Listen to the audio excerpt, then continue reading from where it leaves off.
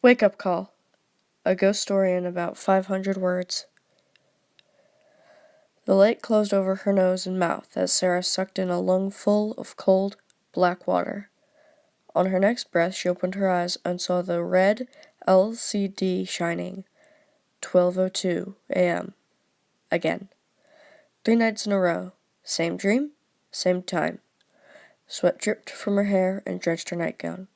Sarah stumbled to the bathroom, turning on all of the lights to shake off the aura of the dream that still clung to her. Steam from the shower filled the bathroom, and Sarah breathed in deeply. She could still smell the dankness of her dream. She dropped her head and closed her eyes.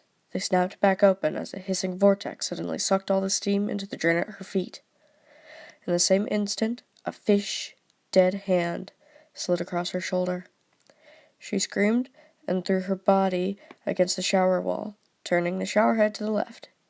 The water scalded her neck, shoulder, and hand as she battled to stop the flow. Adrenaline, pain, and fear drove her stiffly from the shower. The room was bright, normal. Her body shook convulsively as she reached for a towel to warm herself. The towel brushed her badly burned shoulder, and she hissed in pain.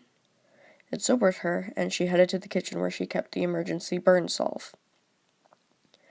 In the kitchen, the salve was already laid out, with fresh gauze, waiting for her. Normal went away again. The old woman spoke warmly. "Here, let me get that for you. It was my fault, so sorry, but it is awfully difficult to get your attention." Sarah was frozen in shock. The woman placed a cup in her hand. "Here, drink this. Coffee. You need it." Sarah sipped wordlessly, numb to the unreality. "I can't stay long," said the old woman. "Manifestation takes so much energy. Easier to show up in a dream, but you kept drowning on me." She let out a little chortle.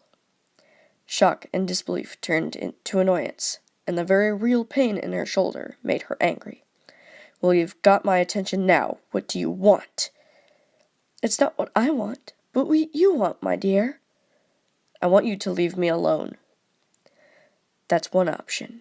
You've been given a choice. You are due to die." The old woman let it sink in. "I'm here to prove that we go on after we die." "That's supposed to be reassuring?" The hair on Sarah's arms stood up. "For many people it is. Your choice is this. Tell people what you've experienced here tonight, give them hope, or die at 12:02 tomorrow." As the last word left her lips, the woman started to fade. "It's up to you, dear." For the first time in days, Sarah felt calm. She placed a terry cloth robe gingerly on her freshly bandaged shoulder, took a sip of coffee, and dialed the phone.